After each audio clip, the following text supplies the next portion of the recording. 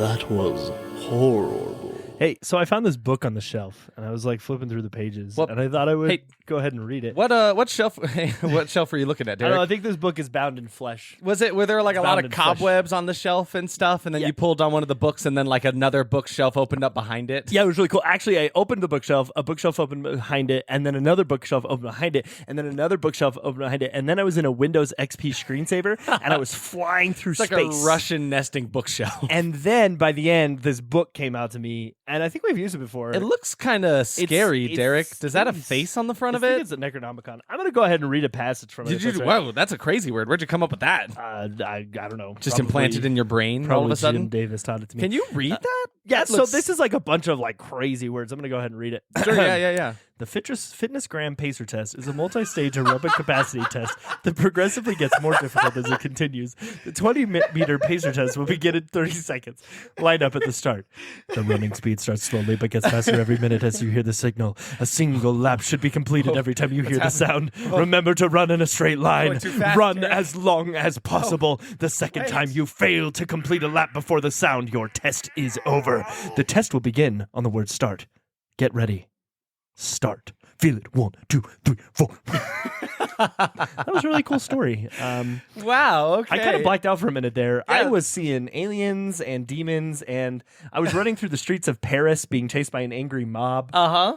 What were they angry about? I don't know. They're yelling about something. I think they were mad about something I said in an episode of this podcast I run called That Was Horrible. Oh yeah, I know that podcast. It has those co-hosts, right? One Yeah. of them is like one of them I kind of could connect to myself. His name is Isaac. I connect to Derek personally. Oh, okay, yeah, it's on that podcast called That Was Horrible. Horrible. It's a podcast where we do our best At reviewing the worst in horror movies. into movies. I don't think we've ever gotten Horror the ending of into that. movies. Well, it's like part of the bit, you know. It's a part of the whole shtick we have. Hey guys, welcome back after a whole week off. Huh? Can I tell you something? Yeah, So I found, Genius, that lyrics website. yes. That is where I got the script for the Fitness Gram It's Pacer lyrics test. to the Fitness Gram Pacer test, and it has all of the numbers. 232, 233, 234. And so when does it end? Up at 250? Is that what it ends? I believe it was a little scary, actually. I don't think I've ever, reading that from the Necronomicon is like something else. Because it said, if you fail to complete a lap before the sound, your test is over. Yep. Mm-hmm. Fitness Gram Pacer test scared me as a kid. I was it not the goes most hard. athletic kid, but I was the most stubborn kid. I was definitely the type of kid who was like, I am going to make it as far as I physically can before my body gives out on me. Because I had to hold up to like all the other like athletic, sportsy kids in the class just so I could like hang with the cool kids, you know? I don't think I ever did one. Did you never do a Fitness Gram Pacer test? I don't think I did. I just know Are from you the meme. You're not a true American. You're not a true patriot if you haven't gone through the Fitness Gram Pacer test. The P in Pacer stands for patriot. And the T in test stands for testicles. 'cause we're Testosterone. men. Oh, that. Yeah, that. No, you're right. Test is short for testicles, actually. Don't be so testy. So Don't. I'm not. I won't Don't. test you. I won't test you. But I will test you here, Derek. Why are we reading from the Necronomicon this week? Because we watched a movie called. Get this. Wait, what was it? You're so close, Derek. Wait. So in the beginning of the episode, you read from a book, right? No, I know. What Just that name word, some famous books you know. All I see is it's the Bible. Nope, close. Charlie Brown. and Further the away. Charlie Factory. Nope. The Charlotte's Big Book of Lies. Screenplay for Wonka. Screenplay for Wonka. Scarlett's no, Big it's- Web of Lies. Is that what you said? I think it said Charlie Brown. I don't know. Snoopy's Day Off. Frankenstein Goes to the Mall. That's closer. You're getting closer. Okay, one more try. Nyarlathotep Takes a it's Dream. me, the Oh my God, it's the Necronomicon. flying Necronomicon. Oh, there it is. It was Necronomicon, Oh, yeah, 1993. there it is. Yeah. Charlie Brown. So yeah, we checked out Necronomicon from 1993. we did. Also, like I don't know if you found this as well. There are some instances where it is called Necronomicon: Book of the Dead. Yes, I did notice that. But more often than not, it is just called Necronomicon. That's it. That's the whole title of the movie. I was hoping we were on the same vein here, that we were just going to ignore that colon. Yeah. Because sometimes it gets so backed up, and you just gotta ignore the colon. This movie went in for a colonoscopy, which, as you all know, is when you remove the colon and the Book of the Dead from within you. A Lovecraftian colonoscopy is literally the worst thing. Well, if you look at your X-ray here, everything's looking pretty normal, except you see this large rectangle in the middle of your body. That's a Necronomicon. It's just square in your colon. I don't know how doctors are still testing. You know what a we don't colonoscopy understand. is? No, I have no idea what a colonoscopy is. So they put a camera up your butt.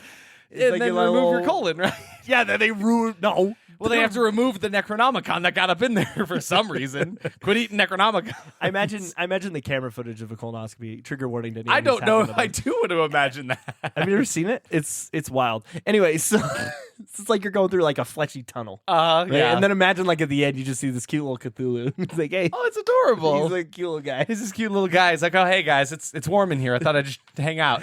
All right, that's enough. That's enough anus speak for today. That's enough. I have no pun for that. How's everybody doing? How we doing It's been out 2 there? weeks. We missed It's been you 2 guys. weeks. This was our first time jumping a week and doing bi-weekly. So like, how was it? You know, You guys, how was seeing the other did side? you guys how like was miss trying us? tasting Hopefully, both rabbits. remember who we are. It's Derek and it's Isaac from the podcast. Remember us from a whole week ago?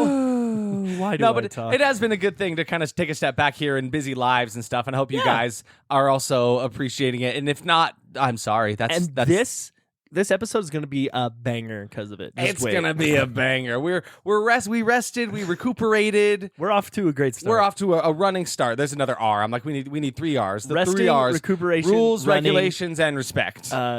Radioactive. Radioactive by Imagine Dragons. Relentless, Ragnarok coming for us Ragnarok, someday. Yep, it's all there. Rock. Oh, do you music. remember back in the day when we would do the ABCs of the horror movie? Oh yeah, you say back in the day that like that wasn't like 7 episodes. That was ago. a long time ago. I suppose that would mean it was like 7 weeks ago. That's like a month and a half of time. Did you know this movie was also called Necronomicon to Hell and Back? Really? I saw that. Yeah, I actually saw that as like the tagline for a couple of them.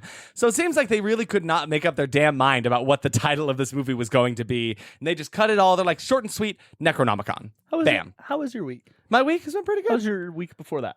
Also pretty nice. We had 2 weeks now to recap. Mine We was also watched good. watched some good movies. We Yeah. saw We saw The First Omen. We saw The First Omen, another horror movie. We saw Monkey Incredible. Man as well. Also incredible. Good movies. I Honestly, watched Possession for the first time, Right. which was wild. Which is from what, the 1980s? Yeah, it was like Something like 1981 that. or something. Incredible movie. What Highly recommend it. incredible. Incredible. 5 stars. Oh, what else have I done? Some things.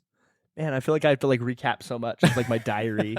Dear diary. Dear podcast diary, we watched more movies. It is kind of weird that like when That's true. when you don't like dedicate a day every week to watching like a quote unquote bad horror movie, there's a little more room to watch other movies. It's actually kind of nice. I also watched the Netflix limited series Baby Reindeer. Highly recommend it. You said that and I thought it was absolute bullshit what you were saying, but no, that's real. Yeah, That's that's exactly what what it's you did. I did watch the entire thing, and it was very good. Yeah. Huge trigger warning though for basically everything. Is there actually like a little guy in that? No. Because the poster for it is like a woman with like a cup over a Yeah, small Indian man. in the cupboard style. Yeah, exactly that. That's Yeah. not the premise for this at all, No, right? it's just about a stalker who calls the guy Baby Reindeer. Gotcha. You don't gotcha. find out why until She the makes last him shot small of by the talking film. to him that way, Actually, right? yes. Can you imagine if the It's real world rough. works that way? Like if you talk to a person like they're small, they keep getting smaller. Yeah. So there's only like we live in a world where there's only respect for like really tall people. Doesn't that happen in an episode of Family Guy? Does I it? think it's For real? Yeah. Anyway, But imagine like you're feeling pretty good, then someone just comes in the room and runs, haha, little guy, small man, look at you, you're so small, and then like you just start shrinking with every. no, but I'm big. I'm big. I No, swear. wait, I swear, and you're like fighting it. It's like this like growing and shrinking You kind of could thing. you could have a service. It's like DoorDash, but it's people who my come to your house and give you compliments to make you bigger. We could live in a world where there's like door-to-door validation. It's hello, door-to-door validation here. It's like you answer the door. Oh, you're looking a little small today, buddy. You need something? And it's like they start shrinking. Wait, shut up, stop. Ding dong. Hello, my name is Validation, and I would like to share with you this most amazing compliment. If you don't, I'll say some really mean some things and Oh. make you shrink a little more with every word I say. I feel like the people who do that would be kind of be a force to be reckoned Yeah. with, right? Because they come door to door offering validation to make you grow. But if you reject their services, Yeah. they can instantly be like, all right, fine, here we go. I am- Unloading the cannon. I'm going to roast you so hard. I love the You're gonna idea that disappear. I love the idea that they're like, I'm here for your compliment, and you're like, oh, I didn't order one of those, and then like the lights go dim, their eyes go dark. Like, what's and happening? like a The sun slight disappears. smile appears, and they grow bigger as you grow smaller, and they're just like, you sniveling little rat. Your eyes are small. Your teeth are gross. They pull out a book of your like dad never Shakespearean loved insults. you. Your mother was a fluffer nutter. But I like to imagine it's not just like lengthwise. They don't just get shorter, like exponentially, just smaller. Oh, yeah. It's like when you drag the corner in Photoshop. Yeah, exactly. So I imagine like there has to be a community living like Honey, I Shrunk the Kids style, like really Absolutely. little small communities. Yeah, but like sometimes someone compliments too much and they can't get out of their house. They're like little mini house. So they're like, honey, I can't fit out the door today. Oh, sorry, bitch. Oh, thank you. Thank you. We're I'm good. small I'm again. small again. But can you Your imagine dick like is small. Oh, God, no, I'm too small. You can't see me anymore. imagine it's you and your honey in the bed at night. You're like, honey, I just really love you. I think you're a wonderful person. You make me feel like a stranger in a bright, brave new world. And then you break your house because your wife has grown so large. Ah, shit. Oh, but she's big now. He's like, hold on, wait, I'm into this. That's just a whole nother. We're Starting to get into vor now. He's into and the it's weird. public aspect of it. He's also into the my large, huge, beautiful wife aspect. And then the TLC series, My Large Beautiful Wife, comes out. But imagine, like, this would do wonders for the housing market because, like, think about how many houses you can make in small spaces now if you're the size of, like, a cup. Well, and it doesn't mean you have to stay small forever, No, right? of course. Like, you could have your suburbs. You can move up in this company. Your really small Room for suburbs improvement. that you drive to every day. You get out of your car. There's a man, like the doorman, who's basically like, "You ready to go home, sir?" "Yes, I am. I would like 1 cc of bad compliment, please." "All right. Well, you did shit today." "Oh, fuck!" And then you like shrink and go. I feel like there's got to be some evil corporation up in the mix where they are like dishing out like pills that stop the process so you can't grow, can't shrink, you're stuck there, right? So like there's some security in that, but they definitely charge like an arm and a leg to do this. for sure. And God, then- imagine the organ industry. Like if you grow big, can you like sell more your limb for more money? I mean, the liver grows back, right? So like you could technically grow a giant. and when you liver. grow large, do you grow things back? Well, like I would say, okay, well think about it this way: like you cut out most of your liver, Okay. and you are 8 times your normal size. You now have 8 times the amount of liver you can give. There's people. literally a plot line of that in Adventure Time. Jake the Really? dog can stretch really Yeah. big, right? And he gets poisoned, and they're like, I gave you enough poison to kill a dog 8 times your yes, size. that's And he's right. like, okay, 9 times the size of a normal dog liver. Here we go. But like, that's a thing, right? That's a thing. So you get poisoned. You're like, oh no, quick, someone compliment me. Someone compliment me. I gotta get big. Quick, we need to get this man to a doctor. No, No. I need Just validation. Just validate me. You did Make me really feel good at big. chess the other day. What? There's some people it does not take a lot of validating to like make them get really big. I feel like there's a ceiling you reach though where you're like, I'm the biggest I can be. None of your compliments are going to affect me anymore. I'm the size of the world. I'm like Atlas holding up the world on my back, But unfortunately, some point you get so big that your head passes through the ozone layer, Oh. and you choke and you suffocate. So because- there's a limit there. yeah. So there is like some risk to it. You way up on top. No more compliments. You see this little- that? It's the ozone layer. Which means no zone for compliments. Here, see this? This is my no zone. You see, like Attack on Titan style. This like guy's like, oh my God, 911 alert! I gotta get up there and compliment and diss this man. Runs up there. He's like, even though you're huge, your dick is really small. There's an action sequence style where he has to like get on an air with like a helicopter flying up to him, and he's like swatting away the helicopters in slow motion. He has to climb up on him like on his arm hair all the way up to his ear. That's Wow, we're creating a wonderful, rich story. We do you think this. H.P. Lovecraft would ever come up with a story like that? probably that was a good segue. Though. That was. I liked that segue. That was like This giant man is unknowable. The mass is crazy.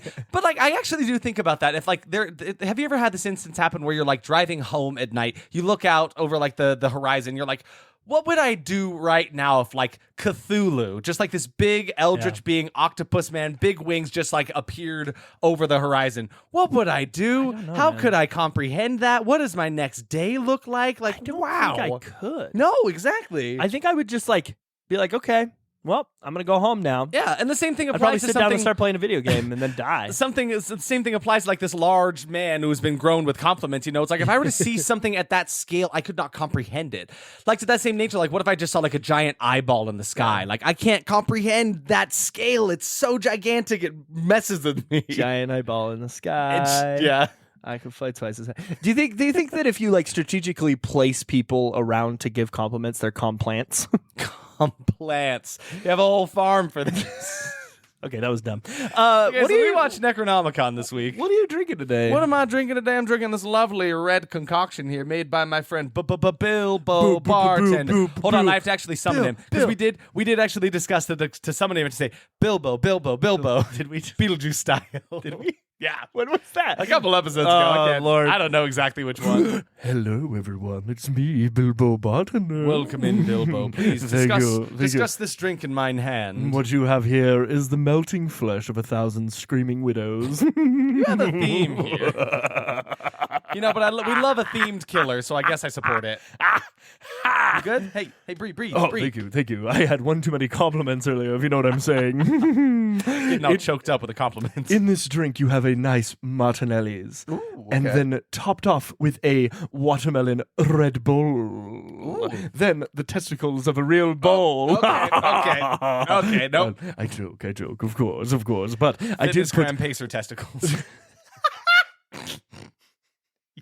That can't be the title of the episode.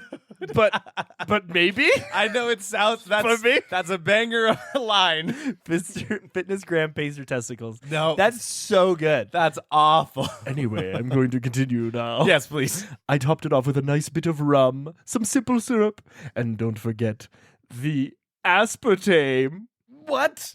Bye. Soupy twist. Did he just say aspartame, like the sweetener? Like the sweetener? That's like very normal for him, honestly. I don't he understand. did still put flesh in this drink, though. I think. Yeah, there's like little bits I'm picking out of my teeth. There's little bits in that. Derek, how have you, do you feel like you need some life advice right now? Like you need some Are you guidance? segueing to Garfield? Do you need some life? Personally, I'm feeling like I need a little guidance. Yeah, and I look, take me to Garf. whenever I'm in, in a down place, I need to be taken to Garf and I need to go pray. Take me to Garf. I'll worship like a dog at the shrine of your lasagna. I'll tell you my lasagna if you could show me your John. Yes. I could be that. Oh, do you need? Good God, let me give you my Garf. Boom, boom, boom. Take me to Garf. Okay, now that's the new that's our name of new this theme bit. song. That's our thing. We'll polish that one. It'll be a great thing. We got another Garfield horror scope for you this week, fellas. With Derek, we got two characters here. Do you have a preference on who you want to be? Yeah, I want to be John. You want to be John this week? Okay, cool. So we got a John, we got a Garfield in here. John bought a bag of lettuce, and now it's all wilted. There's a panel where the two of them just stare at each other. Then Garfield hops on his phone. John here thinks he's gonna DoorDash him some lettuce. I guess I'm not sure. Yeah, but meanwhile in Garfield's brain he's saying pizza it is. It's pizza time. Yeah. So in this instance, Garfield is actually being kind of a kind soul. He's like, okay, he's got this expression on his face that looks like I don't really care about life. I don't care what's going on right now. His buddy John here, he's telling him about his wilted lettuce. That makes him kind of sad, right? He's like, you know what? I'm going to hop on this. But John, I know your diet has depressed you. You know, you talk about how like, God, I miss just like having a good slice of pizza, cold pizza afterwards. The leftovers are fantastic. So he's like, you know what? I'm going to make this right. I'm going to make my buddy John happy. So even though he's not getting what he was going for, he's getting what he knows his friend would enjoy. So this week, be a good pal, be a good friend, do what your friend would enjoy, do something that they would like, be the nice person, be the Garfield in the situation. What's up, Derek? John's like an asshole in this one. Kind of, yeah. I was actually surprised you took John because I was like, how are we going to twist? Like my knee-jerk how are we going to reaction. twist his reaction? All right, so John, he's like, I bought a bag of lettuce last week. And now it's wilted. So I don't know.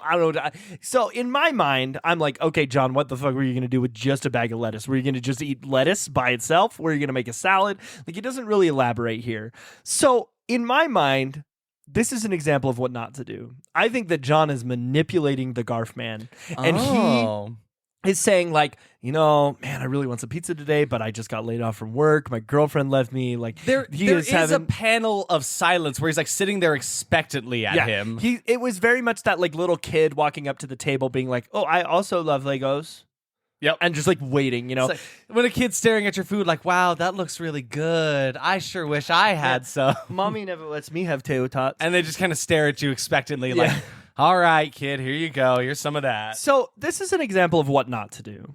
In this situation, if you want something, if you want your friend to buy pizza, maybe just be like, hey, bro, why don't you get pizza this week? And I'll pay you back like next week. Or I'll get pizza next time. Like, be honest, be direct. Don't try to skirt around the outside because all that does is create unnecessary tension Oh, and yeah. you wonder why later on Garfield's fucking with John. Yeah. You know? And maybe Garfield's buying himself pizza and not for John because they didn't have open communication. You know? That's why they're going to marriage therapy, and that's why they're getting divorced in the next panel. So. Oh yeah, the secret fourth panel. That's our hidden one. H.P. Lovecraft told us about that one. I see the if you read from the death of the relationship of John and Garfield. If you read from the Necronomicon, you get access within your brain, within yourself, to a secret extra panel on all Garfield comics. Actually, just all comics. all comics in All general. comics ever, Sometimes you don't want them. You're like, I did not want to see the next panel after that one. Thank you. Very much. You never want to see the next Bizarro panel, man. It freaking. Oh it's, goodness, it's no! rough. It gets messy. Some would say it gets bizarre. it gets wickedly bizarre, like JoJo's Bizarre Adventure. Way Oh, up in that's there. a reference to an anime I like because I'm a nerd. Likes that anime. Derek, will you take me behind the camera? Take. He just Kirby'd me. I got Kirby'd. Well, no, sorry. Did you have a song you're about to? think Little so. intro song. I don't know. I just went. And then. Wait, it harmonizes me. Behind the camera, we're going behind the camera. No, it ended with the claps. You ruined it. You played a different melody with your mouth. I know, yeah. All right, let's So, talk about Necronomicon. Tell from me 19... about this movie. It's from 19. 19. You know that movie from 19. I mean, we could just leave it like super ambiguous, like 19. It's like in there. It's like when you wish a happy birthday to your like elderly coworker, or like your midlife coworker. They're like, "Happy birthday! How old are you?" Oh, I was born in 19. You know what I mean? When you don't want to ask, there's like, you're like, I hate when people play that game and you're like, how old are you? They're like, why don't you guess?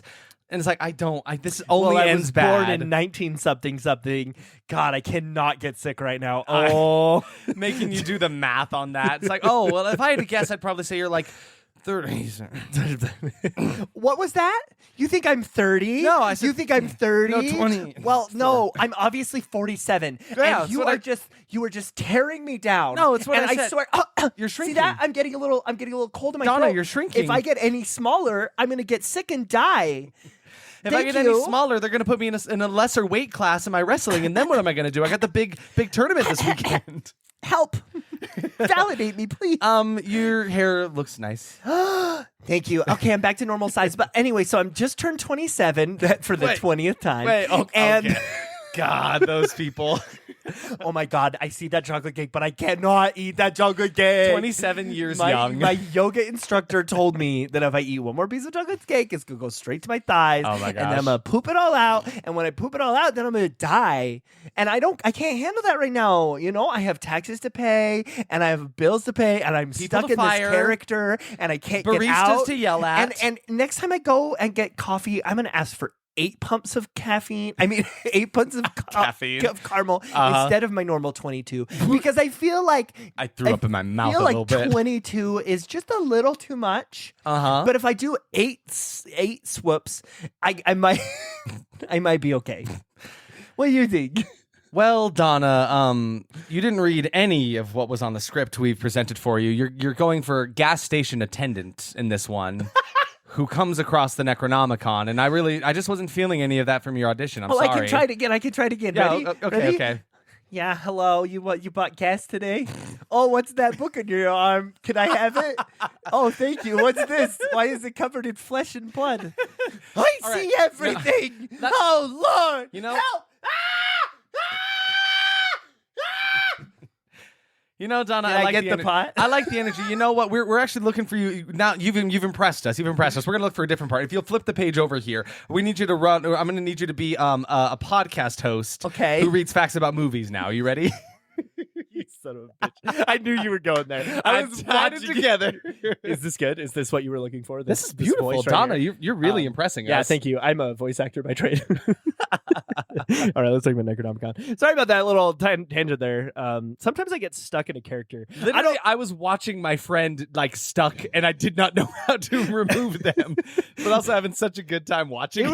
It's like my favorite. We talk about this a lot. Like my favorite thing in the world is to just do a character and get stuck in it. Like Absolutely. the other episode where I got stuck in Lindsay Lohan fan 69. Oh yes, I think about that like every day. we could do a whole episode with like just her and her life and my what God. she thinks about movies. What if one day when we have Patreon, we do that? We have a character episode. we should even do just like short things like what did Leslie Lohan fan like think about this movie? You can be like, well, I thought this about. We can't get into her again. Oh We'll my be God. stuck there again. And I can get a costume and just like sit and talk about the movie from Yes. her perspective. It's like a Yes. 3-minute short. That's beautiful. Write that down. Someone's writing that down. Write Garfield's it writing down. that down. No one's writing that down. We're gonna forget. Write that down for real. All right, We'll forget about it. So Necronomicon, 1993. Necronomicon or is, Book of the Dead, or Hell and Back, whatever you think. I think the flesh is getting stuck in my throat because this drink is clogging me up. Derek, you look very nice. You're podcasting very well. You growing? Okay, now you're Thank you. bigger than the Man, cough. Going to crazy the, world go to we've the created. proctologist and he says cough. You're like, wait, I can't. Make me grow. No, not like that. No. Oh no! Bad joke. What you gonna do? Okay.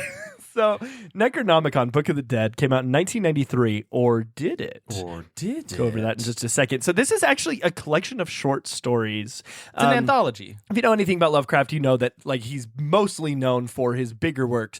But what made him famous was all of the shorts that he developed along the way. Yep. And we have done a lot of H.P. Lovecraft now. I think just the one. One, Wait, just one or two. One or two? What else?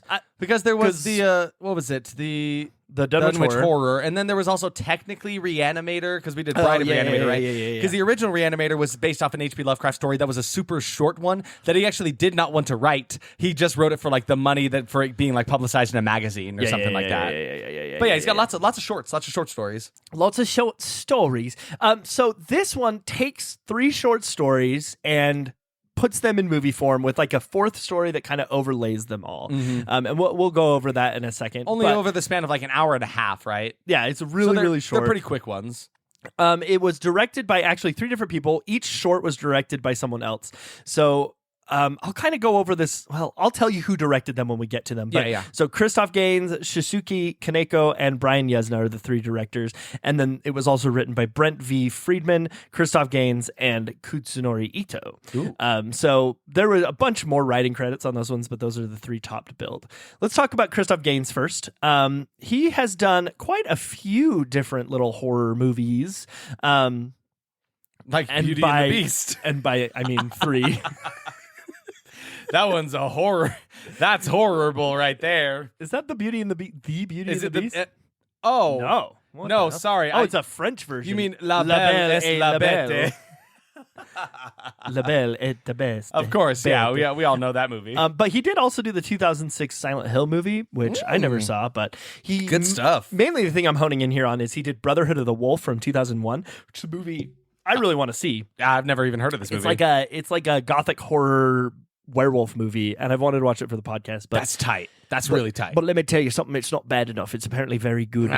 People dang. enjoy this film. Guess we have to watch it just for our own enjoyment. It looks very much like Bloodborne. Like everyone in the movie looks like just the hat hunters. specifically looks very Bloodborne. Well, it's all werewolfy, which is a of course. Bloodborne thing. Love it. Shisuke Kaneko, they did a lot of things that I've never seen because they are all in Korean. Oh, very neat. I think, or Japanese. Dude, I'm so bad at like any language other than my own.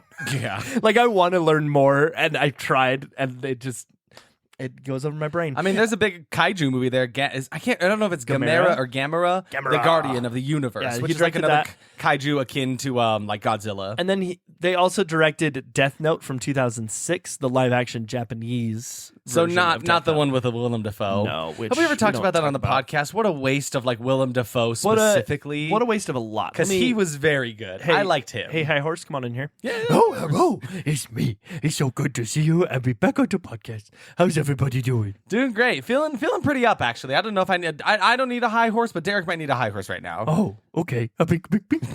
Thank you, High Horse.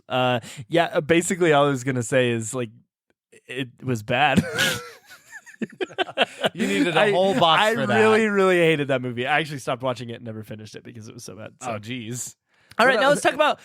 Oh wait, what were you? No, I was just gonna say, and who's next? And Brian Yuzna, he directed. We actually know him because he did Bride of Reanimator, and Reanimator, and Beyond Reanimator. So him and Jeffrey Combs are like tight. Yeah, they know each other, and I trust him with Lovecraft because he has proven himself as good with Lovecraft A couple times at this point. Like Honey, I Shrunk the Kids, which is He basically did that? the story we were talking about. That's hilarious that we made the reference to that. I didn't know that beforehand. I know, right? You know, it makes sense though. There's something awfully eldritch about the story of Honey, I Shrunk the Kids. Rick Moranis and like the tentacles that came out of his very mouth. Lovecraft. Yeah, I remember that time that he became a giant octopus and just squiggled around the house. Yeah, exactly. It was Like his family's all small. He's like, well, guess I can be my true form.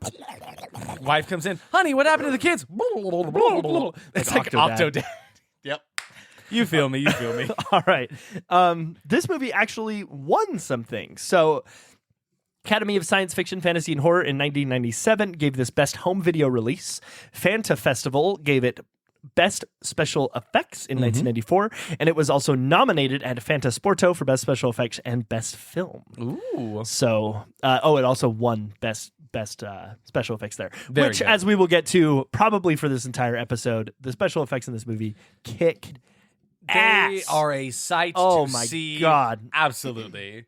Like you just got to check them out. So as we'll go on, it's going to be no surprise that we really enjoyed this movie, and it's a disaster to me that it is not more well known. And the reason it's not more well known is for whatever reason, even though the film was completed in 1993, it literally sat on a shelf, and then they decided to release it to video in 1996. It's just insane that can happen. That a movie like this, with so much that went into it, was just like, yeah, we're just gonna let this one chill on the shelf for a little bit until we find out what to do with this kind of thing. Like, And I didn't look too much into it. Apparently, it was something to do with the distributor. Yeah, And it was probably for fraud. It let's be exchanged honest. hands a couple times. It was a very odd thing. But it was an estimated $4 million budget in today's money, which is insane to me that you would just leave a $4 million movie on the shelf. Yeah. Like the amount of man hours and time that went into this, like it's honestly tragic. Honestly, though, that's like really sad. The Rotten Tomatoes only has 2 critics reviews, but both of them are negative. So we're going to call this one a 0% for the critics and a 40% for the audience. And so there's a lot of ratings for them and what they have to say. yeah, the Letterboxd is sitting at a 3.2. IMDb is at a 5.8. And obviously, I don't have a gross for it because it was just released in video. Home to video, straight to video. Which I may start a petition to get this movie released. Let's again get it. Let's because, do it. Like, We'll put this on hold- streaming. Just put it on Netflix, and then Yes. people are going to watch it, and it's going to explode. We'll hold our own film festival like we keep talking about. We're going to show Necronomicon as one of the movies. I think We'll it's give you cool. your own little Necronomicon to read through along with the movie. I don't know. I was trying to think of gimmicks like Popcorn did. Nice. I think that another thing our podcast is good for is not just finding what badly reviewed horror movies are out there, like what good badly reviewed horror movies Yes. are out there, but also finding what movies have kind of been lost to the time. Yeah. You know what I mean? I mean, we've talked a lot about how like this podcast can go on forever because there are so many movies, And right? this is a testament to that. This Exactly. movie was literally hidden on a shelf. We had to find this in the Internet Archives website. This Yes. wasn't even like it was either buy a $50 DVD of this movie, wait 3 days, and then get it, or it was just on the Internet Archives. And like that's insane to me that it's a movie of this caliber that is this good that you can go watch as well. Like just look up Necronomicon. 1993. 1993, and then type in Internet Archives. Internet Archives, and yeah. it's that website that like archives everything that's kind of getting lost to time. It's like the Library of It's Babel. the saddest thing, you know, like things are really being lost, especially with like the loss of like physical media and how places are stopping to selling it and like stop producing it whatsoever. It's tragic. It's an announcement when a movie gets a physical release, which is kind of sad. I remember I could always rely on that being a thing, and now it's not. So, but yeah, you're absolutely right. Like this podcast is something where we can find these treasures that have been hidden away and just kind of lost and forgotten, maybe lost in the mix of like whatever else was going on at that time when the movie was released, right? Because this is a movie worth checking out, honestly. It is. Like normally we don't start saying that yet, but like I really like if you have trouble with spoilers and you want to go into one, I would say probably pause this our episode and go watch it. Yeah, go check it out. This is probably the first time I felt that way because there is it's a little triggery at times, but like it's so good. And And it's just I don't know. I feel sad. I'm Yes. like sad right now because this movie isn't more well It's known. so great, and we're talking about it on this podcast, Yeah. our bad horror review podcast kind of thing. But I mean, if you feel like you're not going to see it for a long time, I mean, how much of our spoilers are going to be? Maybe you listen to it anyway. Don't pause. Don't go away. Stay. I need you for the Stick algorithm. around. We're going to read you a story from the Necronomicon. I'm going to just go ahead and read the one critic review. Yeah, just give me the only one that they have. Because Scott Weinberg just gave it a 2 out of 5. Which Scott Weinberg, he's always here. He's been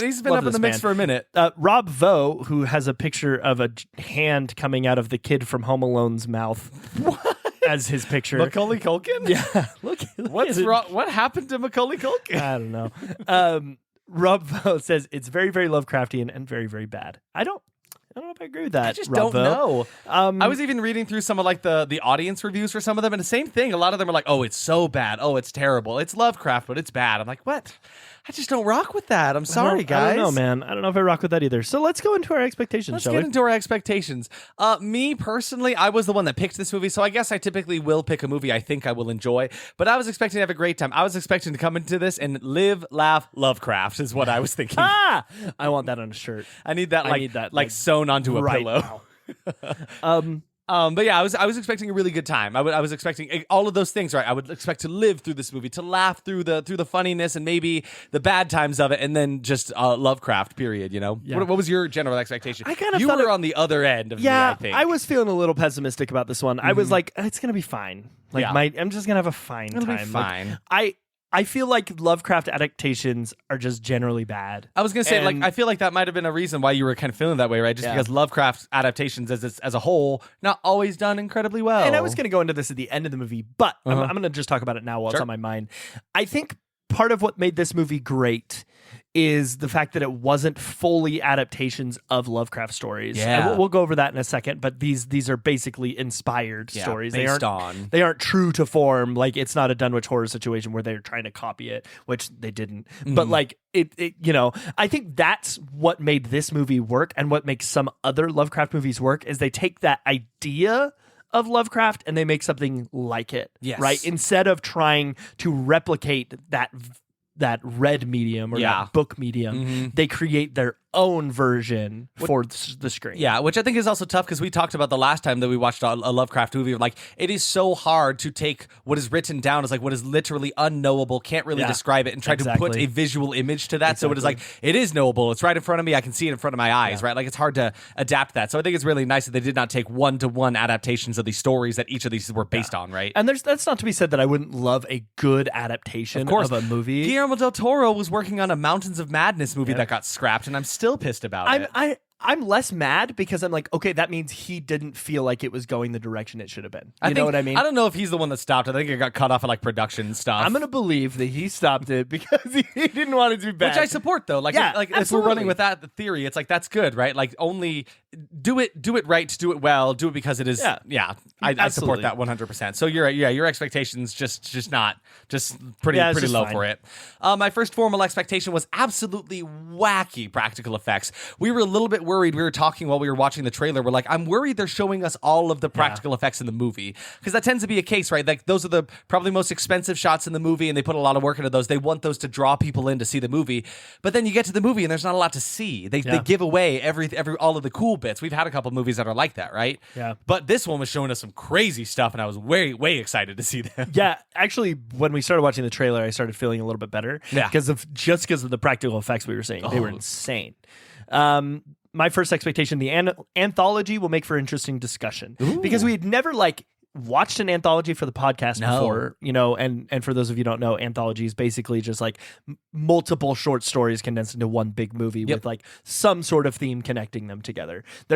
To make it an anthology, in my mind, it does have to have that like interweaving something, Right, Whether otherwise a narrator it'd be or just like a TV show kind of thing. Because there's like, what is it? Guillermo del Toro's Cabinet of Curiosities, Yeah, right? yeah. That's one long show, but it's not a movie. None of these stories are like connected in that way, right? And you could call that a horror anthology as well, because he is like narrating he starts every I suppose those do episode. get connected in that way, but you're right. That's what dictates it, right? They get connected in some way. There is some kind of thing like that, Twilight Zone style, And I mean, like Black Mirror is also another one that's technically a horror anthology, because it's like they're all about technology and they're all about they all have that this kind of- connecting thing between them. So anyway, I just thought that would make for interesting discussion, and maybe we would either at the end of this avoid or try and see more anthologies. See which way we wanted to lean with it. My next expectation just said the funnest music. Something I want to say in the trailer they had some pretty fun music, but I was like, I think the music is really going to hit home for this one. I liked it a lot. Absolutely. We saw all the good effects in the trailer. It's like what you were just talking about. Yep.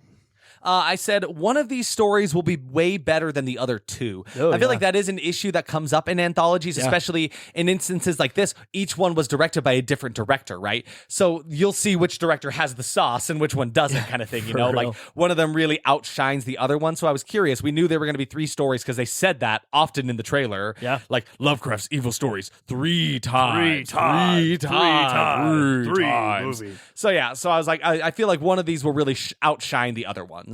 Jeffrey Combs will steal the show as always. As always. I said the worst of 90s acting. I was thinking music will be fun, the premise will be fun. I think Jeffrey Combs will be good, and the practical effects will kick ass. The acting is going to be atrocious. Yeah. Just a reminder, Jeffrey Combs played Reanimator in Reanimator. Yeah, he played the main guy, Herbert West. Yeah, that's why we keep bringing him up. Love him. And he was in Beautiful this movie. man. It'll be a desperate attempt to put more Lovecraft on screen. I feel like this happens a lot because Lovecraft is so revered that people are like, "Oh, I have to put him on." People really want to make it adapt work. it, and people really want to make it work, which I respect. I love, but you know, only if you can do it well, you know? Yeah. Make these things if you have a good idea, a vision, a passion for it, not just because they're like, oh, well, I heard a lot of people like this Lovecraft guy. He'll make us money, which I feel like can be a problem sometimes. Yeah. And then my last expectation just said, it will make me want to avoid anthologies for the podcast. Kind of like you said, like saying like we go one way or the other. Initially, I was like, it might be bad for us to try to fit like 3 stories into one thing, but it is the same amount of time. So I was a little iffy on whether or not the anthology would be good for our structure, right? And then I knew that this was like getting tied together by Lovecraft being like in a library reading from the Necronomicon. So my final expectation was having Lovecraft tie the stories together will be super entertaining. Like I'll really enjoy having him like sit down and read it and stuff. It was super cool. Yeah, I liked it a lot. So Derek, shall we dig into this book? Are you opening up the Necronomicon? Here's page sounds.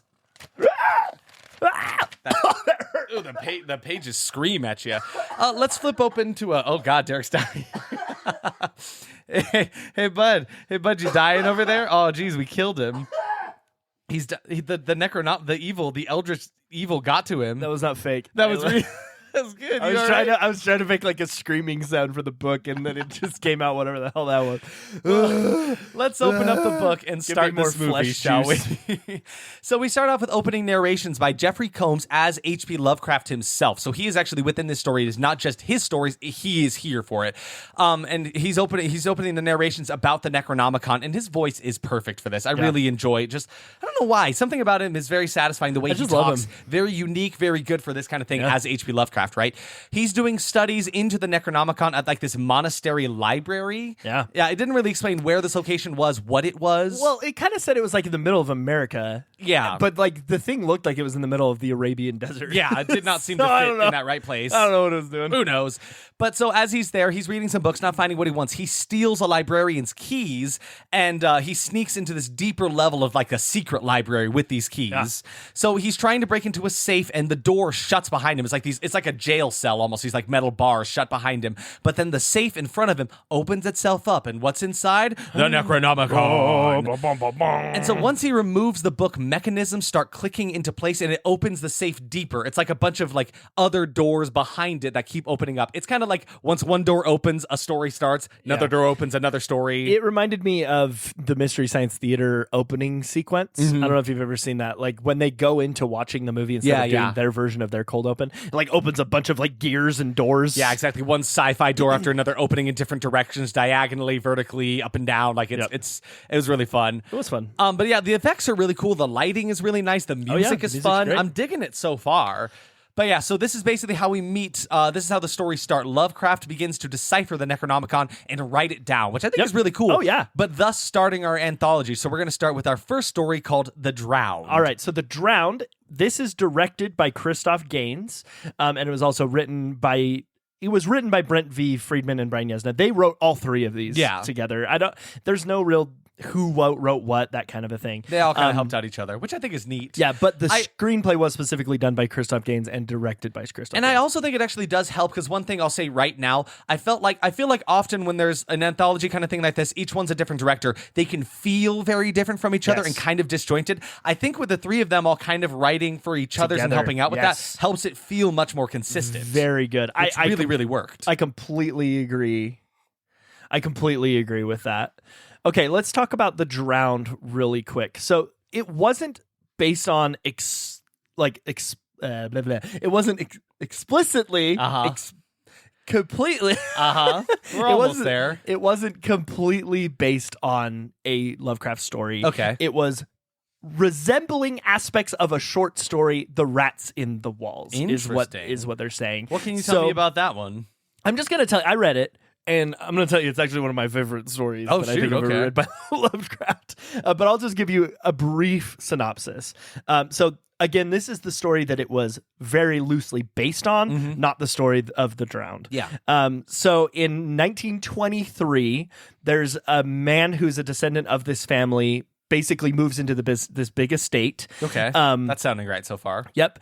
And in this estate, he starts living there. He's just living there alone with his cat. He starts hearing like rats in the walls and like hearing sounds and stuff. He then starts to investigate further and he starts getting a little worried. So he brings in some other people to help look through, and he's starting to like have these really weird dreams and like things like are really weird happening. Yeah. This is where it gets crazy. Rats in the wall are scary enough. I've lived in a house one time that had a bunch of mice like running around in the walls, and you're just trying to sleep and you hear like scurrying through the wall next to you. It's terrifying.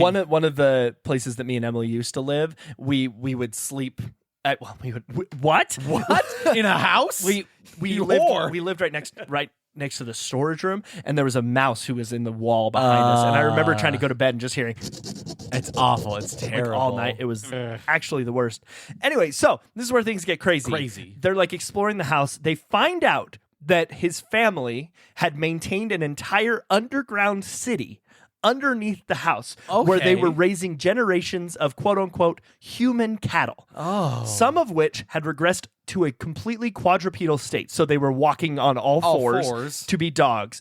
They were being supplied specifically for human flesh. They were eating these people. Oh, Lord. Yep. This was stopped when his ancestor, who he inherited the house from, killed his entire family in the sleep, and they left the country. Whoa. Leaving the human livestock and any surviving people to be devoured by the rats that were inhabiting the city's so they were all still down there, and he's like, well, good luck, and hope you stand a chance against all these rats. Yeah, so he goes crazy, obviously, because it's a Lovecraft story. He goes insane. It's like the human centipede version of Ratatouille. Yeah, for real.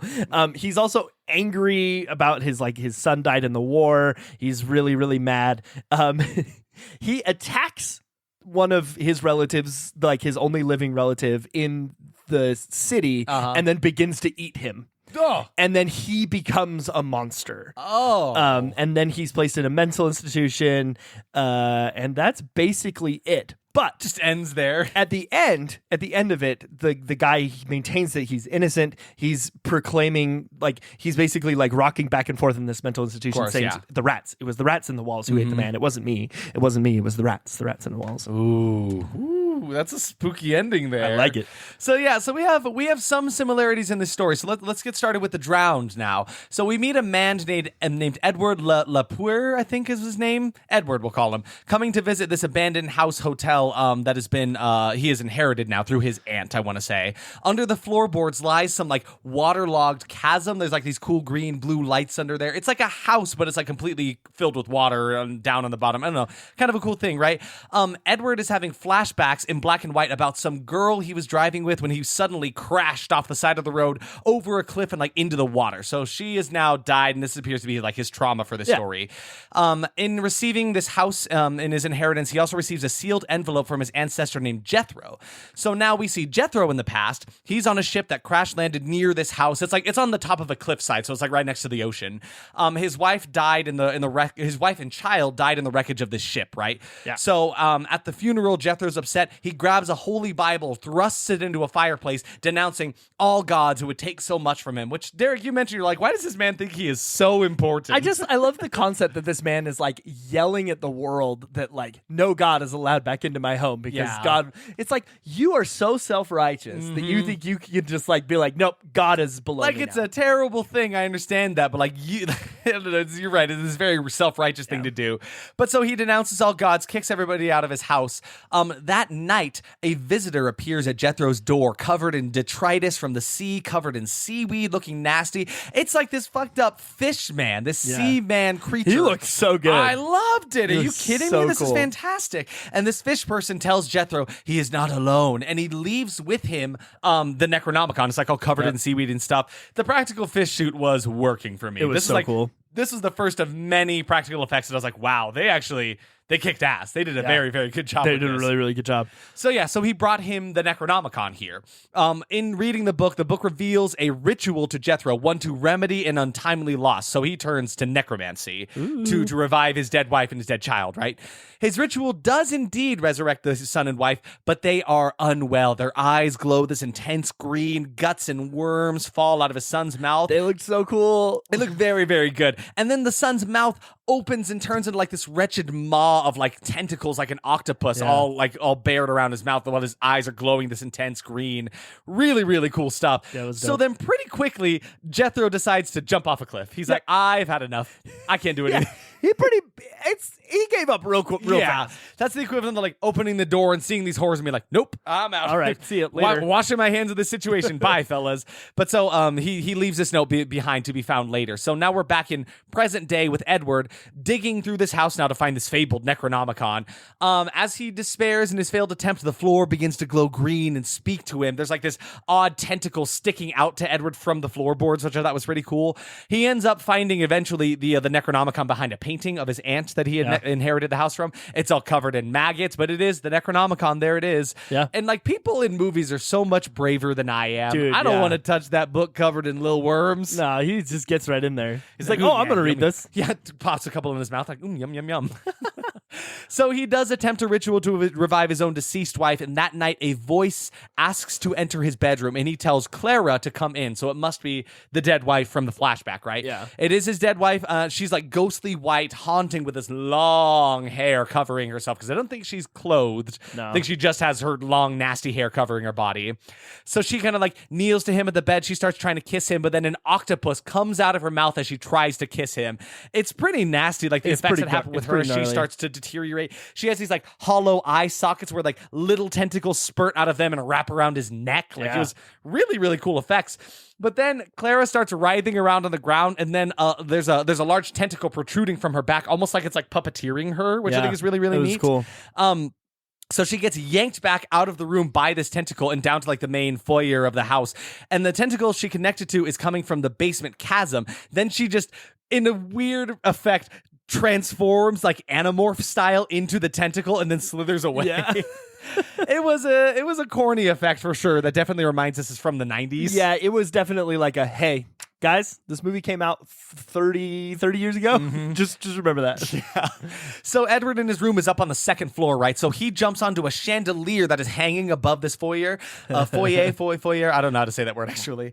The floor starts to come apart in a giant, like, beholder. Like, think dude. Dungeons and Dragons beholder. Like, big cyclops eye with, like, tentacles protruding from its head. Like how else would you describe this? There's literally no other way to describe it. But it looked incredible. He looked so cool. Fantastic. We really need to praise how they did this. So they had obviously built a miniature version of this sets. set. Then they had like this big, huge puppet. And it was funny, in some of the shots you could tell there was this like little man hanging off You of see him hanging on the chandelier.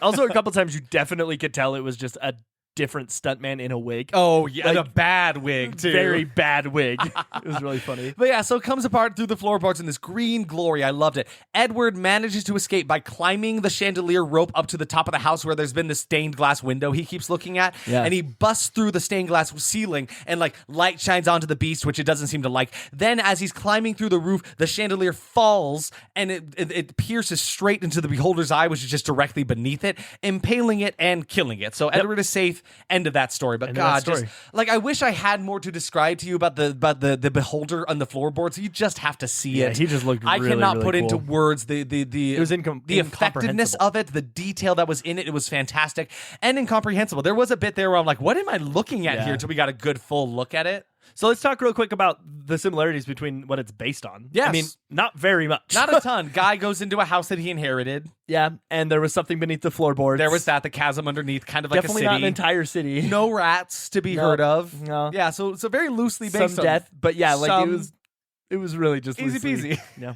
All right, let's move on to the So next yeah, one. so now we're back with Lovecraft. He is at ease. He's continuing to write down stories from the Necronomicon. We don't get much furthering in his plot right here. It just kind of shows like that story's done. We're moving on to the next one. Story number 2, which is titled The Cold. And this one is based on a short story called Cold Air. This one seems to have a little bit more similarities.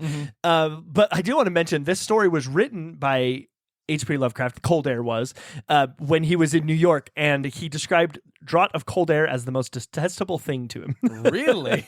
Yeah. Man just hates cold air. so Can't stand the stuff. The assumption, because he wrote a few stories when he was staying in New York, and the assumption here is that he was in a very, very cold apartment building that was just awful. So he's like, well, that's horror. But I love the fact that something so mundane that really just bothered the shit out of this man ended up Yeah. making like a cool story that he was able to turn it Yeah. into. Like, go Lovecraft. So it takes place in 1923, and it's about a guy named, where is his name? Oh, he's just narrator. Oh, okay. So he goes to New York when he's looking for housing, and he settles in this little house, and there's the landlord above him. There's like a chemical leak coming from the ceiling, and so he goes up there, finds out it's a physician. The physician suffers a heart attack. It's feeling pretty close so far. Oh, no. Sorry, not the physician. The narrator suffers Okay. a heart attack. He goes upstairs to the doctor and he basically is like, hey, help me. Yeah.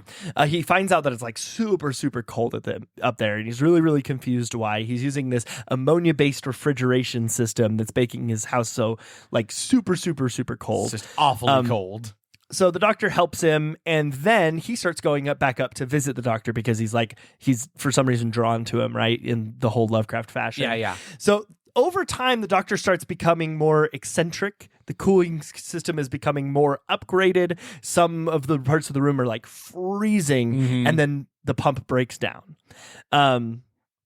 Without explanation, then the doctor is basically just like, hey, you need to help me. Put me in this box and cover me with ice until I get this system back and running.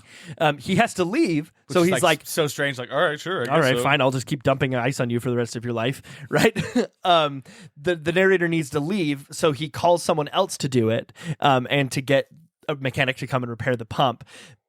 But it was too late. He gets back and he sees that the doctor is decomposing and he's literally like falling apart, like his body is melting.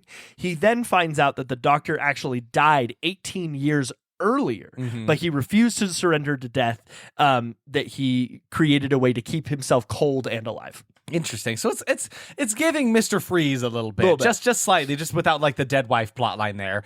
But like, not to spoil too much because we're about to spoil everything. It's feeling very similar to the one we just watched. That one's actually pretty close. Yeah. And this one was directed by Shishuki Kaneko, and the screenplay was also by Christoph Gaines and Brent Friedman. Very nice. And Kenzori Ito. Okay, cool. Yeah, that's Everybody. Yeah, The gang's all here. everyone's up in the mix. So in this story, The Cold, reporter Dale Porkle is investigating some murders in this area. Porkle. Porkle. Porkle. You know why they call me Porkle? Because I be Did you porking my wife. What? All right, keep going. Yeah, no, I can't. Nope. Dale Porkle is investigating some murders in the area, a string of murders, in fact, and he appears at an apartment to ask some questions to this woman. She lets him inside. The house is freezing, and he comments on that. She says she has some kind of rare skin disease that makes it so she has to keep the house so cold. So, flashback story now about this strange cold woman's mother, who's named Emily, moving into this very house 20 years ago. So this story actually takes mostly place 20 years ago, not where they're currently at with Dale Porkle and Which the the girl. first story we noticed was also mostly a flashback. Yeah. It And happens this a one lot. is also a flashback. So there's a bit of a trend here, right? So Emily, the mother from 20 years earlier, she moved into a room when this house was owned by a woman named Lena, and a mysterious doctor lived on the third floor, and those are the only tenants in this place, right? Her as she moved in here, her abusive stepfather finds her there and attacks her. So he chases her around the house before finding their way like right in front of the doctor's door. And this dude is terrible, by the way. Stepfather, awful. We don't need to go into details. Yeah, He's the worst of the worst. terrible. So the doctor comes out of his room and stabs the stepfather in the hand, sending him stumbling down the staircase and falling seemingly to his death. You're not confirmed that he's dead, but it was his third floor to the bottom. They stared while he fell down those stairs. I'm staring politely. No, I'm staring disrespectfully. Yes? With disrespect at this terrible, terrible man. But yeah, he fell down the stairs. I didn't feel that bad about him. So the doctor is kindly taking care of Emily now, and he's affected by a rare skin condition that requires very cold temperatures, just like this woman in the future is doing, right? Interesting. These stories connect some way, right? So Emily's trying to sleep at night, and she notices blood dripping from the ceiling. So she goes to investigate the blood. She finds the doctor and Lena up in his like doctor's office, drilling into this limp body in his office, making this big bloody mess. And so she can't handle it, passes out. The next day, the doctor is telling her, oh, he must have been dreaming. You had a traumatic event happen. You just moved here. So he basically dismisses her hallucinations about these drills and these dead bodies and all that kind of stuff, right? Then she starts finding missing posters for her stepfather's murder, which is funny because, like, they're not missing posters. They're murder posters. Yeah. I don't know how they... How do they know? Yeah, just a really dramatic officer that day. No, he's dead. Nope, no, I dead. know it. He's dead. He's been murdered. He's been gone It for like wasn't an accident. less than 24. No, he's dead. No, he's dead. No, He's I been know it. murdered. I got a feeling about these kind of... Oh, God, I'm getting the sweats. I'm feeling like he's dead. He's dead. You told me I was wrong about the last one. And I was so right. I was so right about... No, he's dead. It's so funny to like half of his cases are all coming down to like be murder cases, but like only one of them actually has.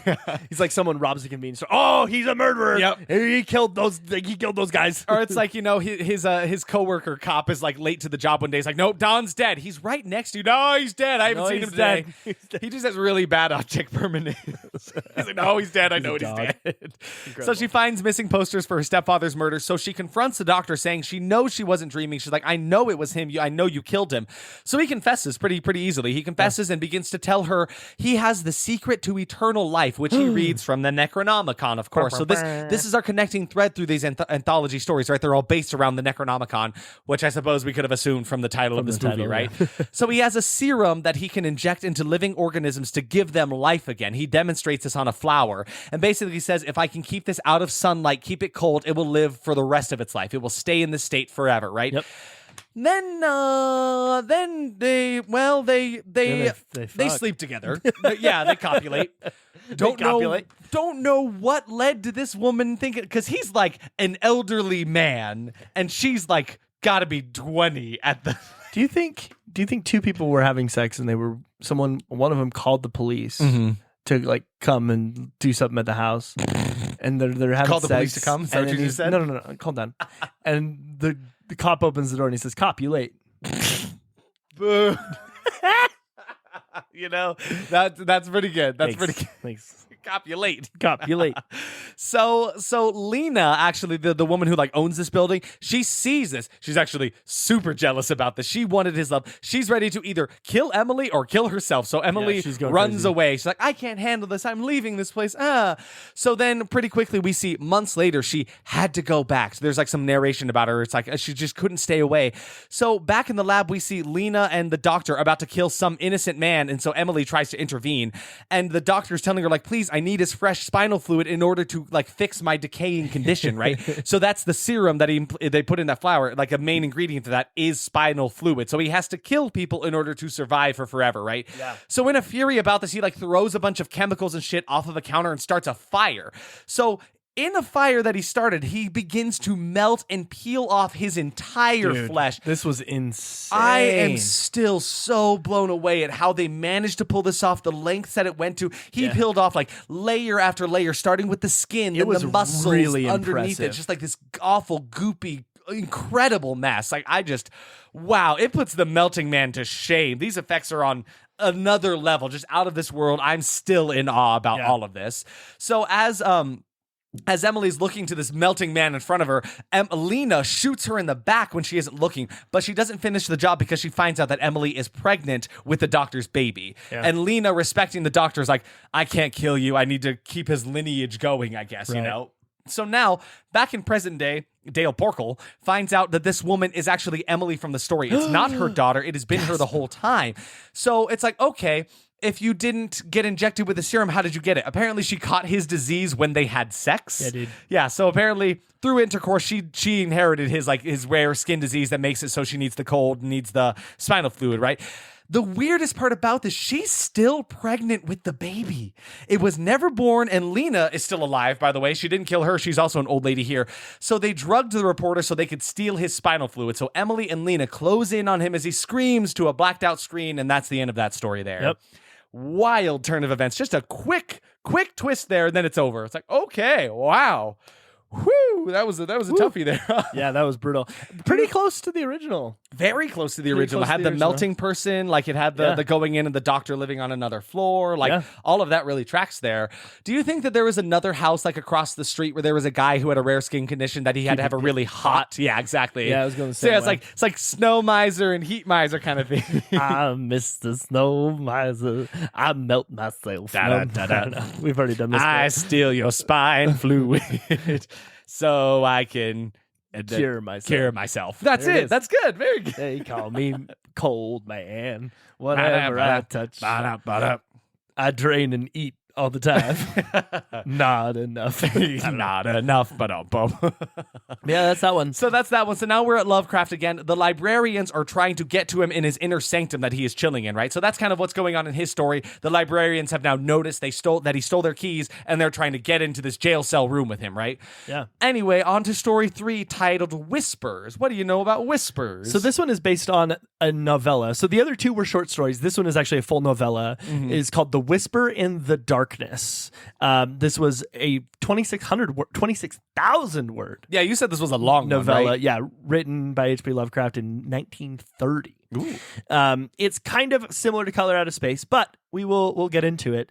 So this one again is a little bit longer. Yeah. But Albert Wilmarth, he is an instructor at Miskatonic University. Great name. He starts to hear things that hearing reports of this small town in Vermont where people are going missing, and there's like strange things seeing like floating down rivers and stuff like that. He receives a letter from Mr. Henry Wentworth Ackley, a man living in like a farmhouse in Vermont, who has proof that will convince him that there are these creatures, that are these beings from the other another world that have come down to Earth, and they're doing things. Basically saying, hey, there's aliens, dude. Yeah. Your typical, like, there's an extraterrestrial race. Like modern day conspiracy theorist. No, I promise. Yeah. Look at this board with all this red yarn. Look at this, and you see him just with his tinfoil hat. Just freaking out. But one thing I liked about the story is it's one that he references other gods, like Cthulhu and Nyarlathotep are all both mentioned throughout this story. But just like as things that are going on in this world. Yeah, they're just like casual, like they're also there, which is such a cool concept. It's an interesting concept to think like there can exist a world where there are things like these elder gods and people are still having other lives and shit going on. They're just fine. I mean, you just live with it. It's a living. It's a living. So the agents, I mean, like the FBI, right? Basically, or the Men in Black, if you will. They intercept these messages and they see what he's saying about like this extraterrestrial race that's chanting like these messages about Cthulhu and Nyarlathotep, and they shall put the resemblance of man, the waxen mask, in the robe that hides, is like something that they're always saying. Neat. This Men in Black, they like show up and they start shooting at him. They're basically blaming him for all of the murders and stuff, and they're trying to take him out. And Will Smith is there as the Men in Black, and he's got his cool like laser pistol when he does the flash thing with his sunglasses. Yeah, absolutely, man. But later, Ackley is actually saying that he killed members of the extraterrestrial race, describing them bleeding like a sickless greenish fluid. Bonus right, points like, for green. So, like, they're saying that those agents were actually. Maybe they were also bad. Maybe they were the aliens. It's kind of up in the air, right? Basically, he finally is like, Wilmarth, you gotta come here, please. Like, I gotta explain to you that these creatures are real. They are real. Some of them are dead, blah, blah, blah, blah. Yeah. When Wilmarth gets to find Ackley, he finds him immobilized in a chair in the darkness. And Ackley starts to tell him, basically exposition dumps. He says that the beings can surgically extract human brains and they put it into a little can. Okay. And in that can, it can live forever and it can also withstand space travel. Whoa. Okay. So some can, goddamn. Yeah, I know some can, but like- not everyone can. it's like but Chef- some can. It's a little bottle like can of Chef Boyardee. But it's like the actual Chef Boyardee. He's in there. Yeah, His brain is in his there. brain. That's those commercials make more sense now when they like hop off the shelf and Yeah. like roll home with you. It's Chef Boyardee's cry for help. Please, I've traveled through space and time to give you this message. It's me, extraterrestrial Chef Boyardee. So Wilmarth actually listens to the brains in the cylinders, like he has them there, and he's like listening to them talk. Spooky. It makes him very unease. Yeah. I think I would be at unease too if brain cans started talking to me. Yeah, it's just like that. There's like an outpost on Pluto. It's a trip to Yuggoth, is what they're saying. They're trying to get him to go with them. Okay. Ackley's trying to get Wilmarth to go with him. Wilmarth is like asleep in the house, which I don't know how you would ever be able to sleep in this house. No, never. But he hears tons of people talking, some of the voices he can't even understand. Then he goes downstairs and finds that that all the brains are gone. Ackley is gone. There's like skin and the robe of the guy who was sitting in the chair just like laying there on the ground. Cool. And it awesome. Turns Scary. out, yeah, and then he goes and he finds his face and his hands just like laying down, and he was using the skin of Ackley to disguise himself. So he's just in like a skin using suit? like a skin suit. So what is yeah. he underneath there? Just something It's unknowable and horrible. Lovecraft, man, so he didn't describe it, right? It was just like gross. He goes in and sees the robe and he lifts it up and there's just a little man in there. It's like, the aliens did the aliens making you feel small again. And now he realizes the final thing he realizes in the story is the can that he was talking into with the brain in it was actually the brain of Ackley, and the guy in the chair was one of the aliens the whole time. God, that's so weird. Pretty whack. That's whack. I'm noticing some similarities though between these two. It makes sense how these ones are connected here, right? So shall we delve into Whispers? Yes. So this one was directed by none other than Brian Yesna, and it was written by all the same cats. I'll preface this one right now. This one went kind of hard. This one went really hard. Like very unexpectedly. It really shocked me. So let's start out Whispers. We meet two cops, a man and a woman. They are Paul and Sarah in a high-speed chase with some perpetrator, right? He was a cop. She was also a cop. Can I make it any more obvious? So they argue about their failed relationship and a baby on the way. And so Sarah is clearly in a fragile state about this. She's not ready to be a mother. She's super scared about that. So like she's driving incredibly recklessly, flips her car over in this high-speed chase, right?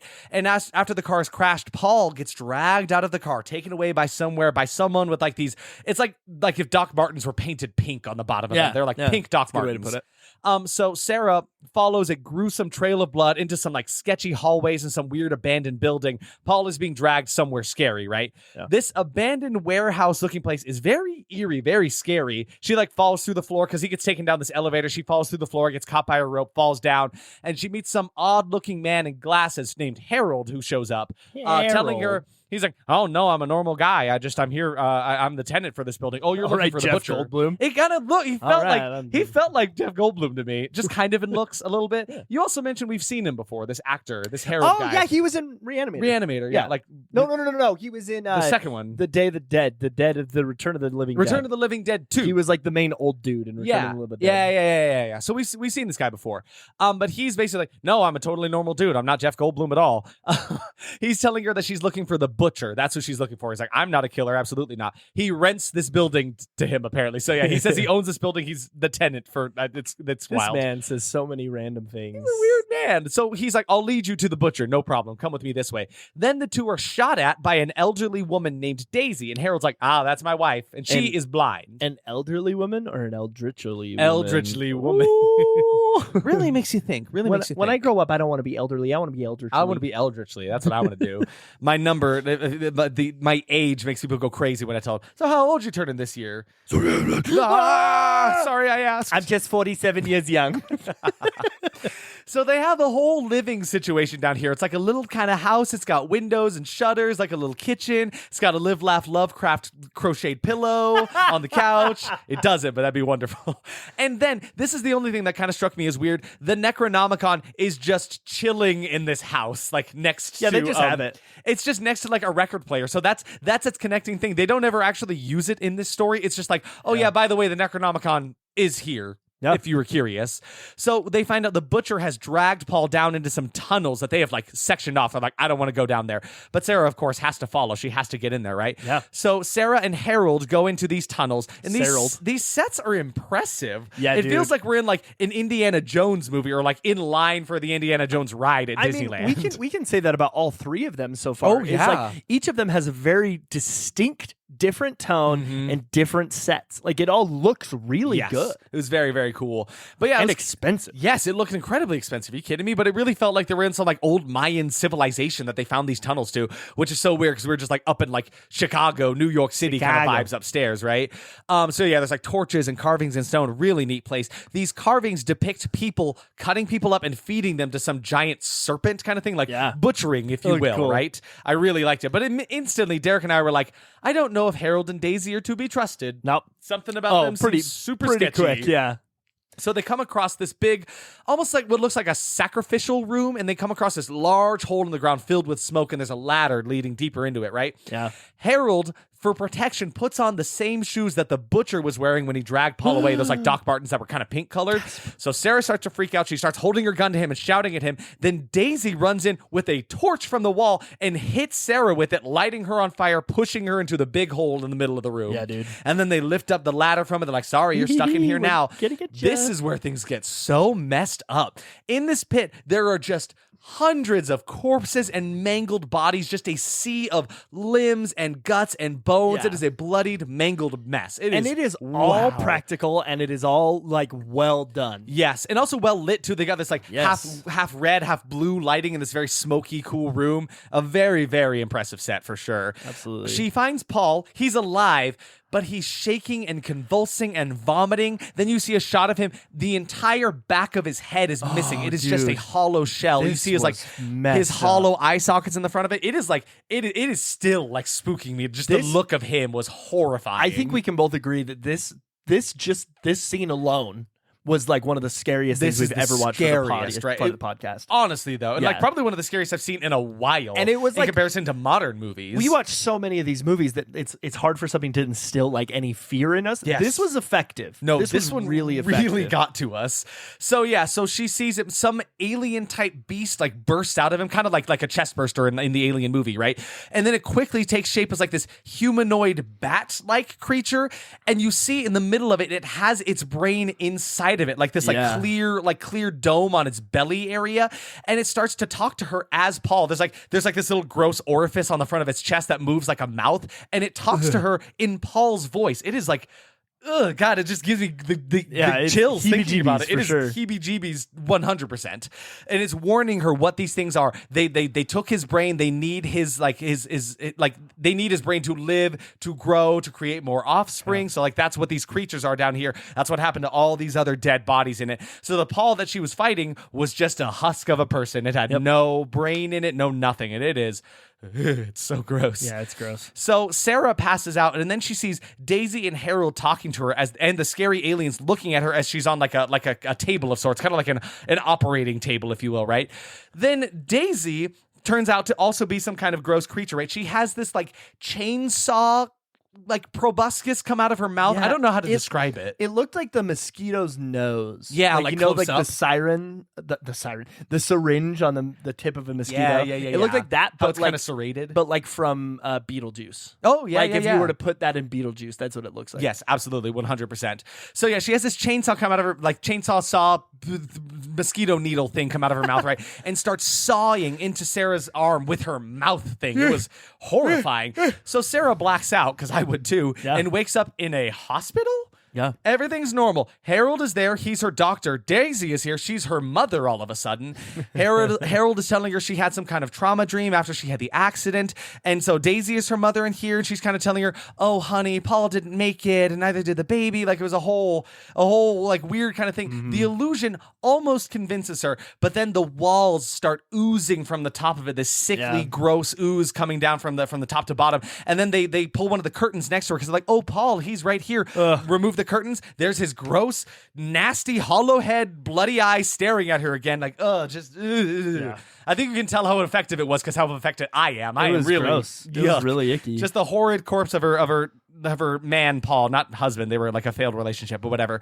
So then Daisy starts unbuttoning her clothes and reveals that Sarah's baby is now inside of her. So much like the alien had the brain inside of it, now she has her baby inside of her. Pretty it messed is up, terrifying. Man. So then things all start to break loose. All hell starts to break loose. Now we're back in this horrible eldritch hell cave is what I would call it. Yeah. And then these aliens, these like bat-like aliens, start to suck the bone marrow out of Sarah's limbs because both of her legs and one of her arms have completely been severed at this point. She's only got like one arm left at this point. They've all been severed off, and this is like harrowingly graphic. Sarah begins to laugh as she fades out of consciousness, ending this tale. It is just a gruesome, bloody mess that just really pushes the limits, honestly. Yeah, it was pretty brutal, especially for something in the 90s. The effects were very convincing. And it's like this cacophony of like bats flying in and out of her face, Harold and Daisy laughing at her as she's like, screaming at it. Wow. That one rocked me more than any of the other ones. Like, wow, that one was effective. Woo! So how similar was that one, huh? It had the brain thing. It had the brain thing. It had Chef like Boyardee. It had like aliens being disguised as humans. Yes, but that's basically it. Yeah, I can see the similarities there, so it's not incredibly far off. No. But I like that it took it a very different direction that still very much worked. Oh yeah. So now we're back with Lovecraft again. The librarian demands he opens the door, but Lovecraft actually at the beginning of this sequence dropped his key into the grate in the floor. It's a weird thing where like this library room, it doesn't have a normal floor. It has like a grate over like a vat of water. Yeah. So he dropped his keys down into the water. So he's like, sorry, dude, the keys are underwater now. You're going to have to deal with it. Then a tentacle beast comes up out of the water and starts wrapping all around Lovecraft's feet from under the floor grates and starts spewing upwards this green liquid all over him. Then a crazy thing happens. This librarian from this monastery library squishes his way in between the bars of the door and into the sanctum. He just very gets like Roger Rabbit. Yeah, he just gets like squishy and squeezes his way in through it. I'm like, okay, so clearly he's fucked up and not a person. Yeah. Something is wrong with this man. So then H.P. Lovecraft takes his cane, pulls out a blade from it and starts stabbing down into the beast, which just like explodes upwards at him. Yeah.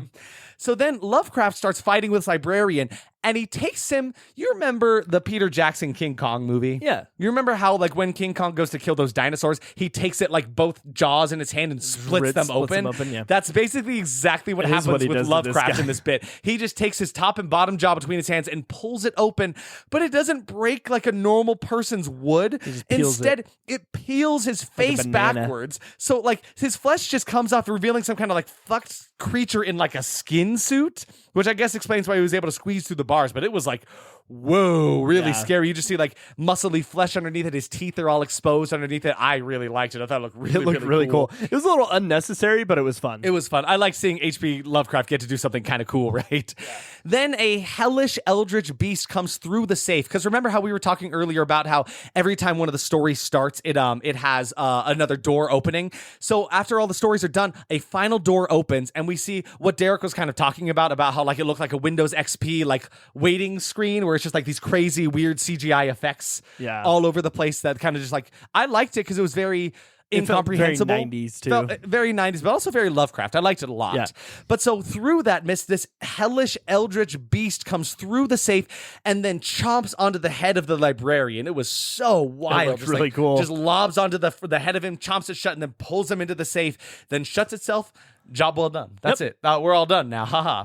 So then Lovecraft hastily exits back to his cab and rides off into the night with the Necronomicon in his possession. Yep. And the guy driving the car, Brian Yesna, one of the directors. Isn't that crazy? The cabbie waiting for him, right? Insane. What a wild ride of a movie. And like as far as similarities go, fairly close. We already talked about that. Yeah, exactly. Well, but like overall, I think that there was definitely just like inspired by not adaptation, which I do appreciate because I feel like inspired by is a more honest way to say this. I feel like sometimes like based on this thing, I'm like, you guys very loosely based this on stuff. Like, no, those were definitely inspired. Yes, exactly. Which I think is a good way to say that. And the only thing I'm sad about right now is I really wish I could put into words how fantastic these practical effects were, and the work that went into them, how effective they were on screen, the way they looked, they were executed, flawless. Honestly, just like kudos, round of applause to everyone working on the special effects for this movie. I wish I could say it and put it in better words. I honestly, my suggestion, just go look it up. Just go check out the movie. Skip through it if you really must, but like check out these bits that we've talked about. You know, the beholder in the first scene, the melting man at the end of the cold, and then just like these hellish bat creatures at the end of the whispers. Like really, really good stuff. Really good. Did you get a kill count at all on this one? Well, so I'll just read you exactly what I wrote. Yeah, go. A large handful, an unfathomable, incomprehensible, maddening amount, somewhere around 10. Somewhere around 10, which kind of lose track when it gets so crazy. There's so much going on. So much else that I'm focusing on. I'm like, yeah, I that think guy in died, reality, but this there dude were is like a skin suit. 5 or 6. Yeah. But like it was so much. But each death like meant something and had meaning to it, you know, that had depth in it, which I really, really enjoyed. Same. Do you want to discuss our expectations for this one, where we ended up on those? I started with absolutely wacky practical effects, I guess. And I am astonished that this movie is not talked about more. These were some of the best practical effects I've seen, like probably on anything we watched for the podcast, and probably in any 90s horror movie. Yeah, like hands down, incredible. For me, the anthology will make for interesting discussion. I think so. I mean, it worked out pretty well. I liked being able to compare and contrast to the different things. So, yeah, I thought it was good. I think it was neat. I said the funnest music, and I definitely enjoyed the music. I really feel like it elevated every scene. Yeah. It didn't, like, distract from anything, but it definitely helped the whole world feel very real, and, like, it just made for one nice, neat movie. Yeah. We saw the effects in the trailer. No, actually. I mean, we saw a lot of effects in the trailer. We saw a lot of the things. Like, I caught things that you didn't see, and you caught things I didn't see. Yeah. But I think overall, the effects that we saw in the movie were so much more fleshed out. Like, it actually worked really well as a trailer. Yeah, which is kind of nice because we've come to expect, like, oh, they'll show us the best that they have in this trailer. But then for us to see those and then some, like, damn, this movie really had a bushel to give us as far as, like, great practical effects. It took it to 10, for sure. Oh, yeah. I said one of these stories will be better than the other two, and I honestly don't think one was better than the others, but Whispers was definitely the most gruesome of them by a mile. Absolutely. Wowee. Like, there was some weird stuff that happened in the other two, but that one was the one that just, like, rocked me to my core, where I felt, like, gross after I think we're in the same boat there. Absolutely. Jeffrey Combs will steal the show, as always. He was great, but he was very small in comparison to the rest of the movie. Yeah, exactly. He was kind of just there, and he didn't feel like a character to me. He felt like Jeffrey Combs. Yeah. Like, if you had just said Jeffrey Combs is at a library reading the Necronomicon, I would have been fine. That's what it was, absolutely. Yeah. I said the worst of 90s acting. The acting was pretty much fine, but the dialogue written for these actors was laughable. Like, it was rough. Wow. Yeah, it was rough. They were doing their damnedest, but, like, I kind of forgot about it with all the cool effects and story that was going on. That is one thing. Like, if you go into this movie expecting like a riveting plot and characters, like, you're probably gonna walk away with like a 40%. You know? But if you go in for a fun, goofy time, with which we often effects, do. Yeah, I feel like that's what we kind of want to look for in these things, right? Like, I want to see a fun time. I want to have fun with horror, because that's what horror is to me. It's fun. Yeah. And then your next one? Oh, is it me? Yeah, it's you. Oh, that was incomprehensible. It was a desperate attempt to put more Lovecraft on screen. Kind of. It was barely even Lovecraft. It was someone writing Lovecraft. Yeah, absolutely. Which makes me like it more. Yeah. Because then it wasn't like H.P. Lovecraft's Necronomicon, right? Yeah. It was Necronomicon. Yep, exactly. I mean, one of the titles was H.P. Lovecraft Necronomicon, but yes, it had changed so many times. It was absolutely. My last expectation was it will make me want to avoid anthologies for the podcast. I actually kind of like it. Yeah, it's like short, contained stories. You kind of get like a 4 for 1 in this, right? Like the story with H.P. Lovecraft, then the Drowned, the Cold, and the Whispers. Like a lot in here, a lot in one. And I think we were able to narrow it down to not be like 2 hours long of us telling all of these stories for sure. Which I think they did a really good job within this, of like telling a fully fleshed out story that paid off at the very end of each of them, but it was still felt like it fit well within it in this hour-and-a-half movie, and I didn't feel like I was left wanting more from each thing. They did a very good job with that balancing act. Having Lovecraft tie the stories together will be super interesting. And I mean, give me more of this. Like, totally. We were kind of talking about how this would be a really good like TV show. Yeah. It's like H.P. Lovecraft's Necronomicon, the show. Like, give me one of these every week. Monster of the Week style. I'm in, dude. I'm so here for this. Let's discuss our surprises. So for me, the practical effects were just mind-blowing. I know we've gone on and on about that, but just like it started off strong with the beholder under the house with all these miniature sets and completely sticking the landing with those gruesome bat alien creatures in the end in that eldritch hell cave with all those corpses all around them. Like, wowee. I was not expecting it to go that hard. No, and they did that for us. They went hard for us. Yeah, they like, did. wowee. I liked the idea was fun. Like we mentioned, this could be turned into like a whole television series, each episode being Lovecraft recounting some stories written in this Necronomicon. The stories didn't connect and they didn't have to. All they needed was that one thing tying them together, which was the Necronomicon, the book, right? Which I loved. I adored that. I'm surprised that I'm still haunted by how far they went with that last tale. Just deeply, deeply disturbing. Yeah. And then finally, just 10 out of 10 creature designs. Wish we got more of that fish man in the Drowned, because they came in and then they left. They went back to it their looks so sea. cool. They looked Give me more. fantastic. We got like 20 seconds of them on screen, which was so sad. Surprises. I mean, practical effects. Obviously, we don't need to harp on that anymore. I really liked that the stories took their own life and rolled with it. Oh, yeah. Like I liked how these stories were very inspired but very different. And like I feel like when they sat down to write this movie, they were like, let's make 3 unique new Lovecraft stories. And they did that. And I thought they did a really, really good job. I was surprised by the acting. There were some acting things that were not so great. Like in The Cold, when the lady was an old lady at the end, she was really, really rough. But like that was so few and far between the good stuff that it didn't really affect me. I feel like I would argue the best actor in the movie was probably Sarah, the cop, in the very last one. She did a really, she was a good really job. believable It was actress. very effective. The direction of each of the films was very different, but at the same time, it was all very cohesive, and that was a pretty big surprise for me as well. I thought that was really, really cool. Yeah.